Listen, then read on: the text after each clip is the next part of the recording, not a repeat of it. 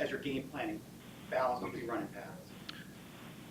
I don't think we look at it as that. We just look at, opportunities to gain yards and how do we utilize our personnel to the best of their ability, and that's what we're trying to do. And then once we understand what our players can do really well, then match up against them defensively, and then really, a lot of it is what is the defense going to try to do to you? And some defenses say, hey, we're going to make you throw the ball, then we'll throw it. I think that the balance part helps us because if you don't have the ability to go another way, if the defense takes something away from you, then you're in for a long night. So we feel like we've got a quarterback that's very accurate. We got kids that catch the ball outside and at tight end, and the backs coming out of the backfield, and we also feel that we can run it. So it's really, we got a overall comprehensive package in.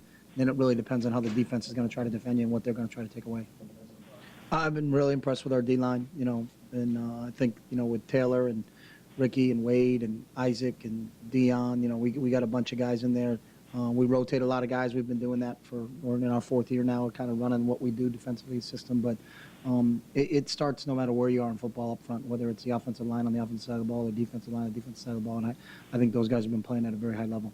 A couple of them said Yeah, and we try to, we talk about that. Great plays rub off, so we want to celebrate as a team, and if someone's doing something well, you want to kind of see if maybe you can rub that off on yourself. But you watch those guys, they generally really care about the guy to the right of them and the guy to the left of them, and they get excited when they do it. But they also kind of, that horizontal leadership kind of upset at every position. If all of a sudden Taylor Hart's cranking it up and getting a couple sacks, and Wade wants to compete and raise his game to match that game, and it's a good way to do things, and I think those guys do thrive off each other. So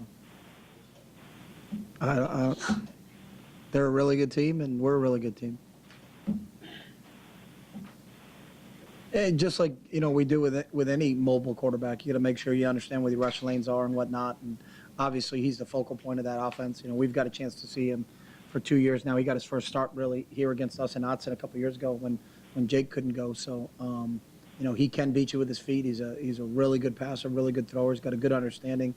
He's been in Sark's system for a while now, so I think he's got a real good grasp of what they're doing. So whenever you play against a mobile quarterback, you got to make sure that you're, especially in the drop back game, that your rush lanes are where they're supposed to be, and we're making sure that we understand that he can take off and beat you with his feet as well as beat you with his arm. How does that change your game planning? I don't look at it as a speed defense. I mean, they got two humongous defensive tackles in there, so they've got some athletic kids on the edges, but I don't have the exact height and weights, but they're not, they're a little bit more athletic at the defensive end spot, but those two tackles are both 330-plus kids, so we don't look at that as our game plan is that this is a speed defense.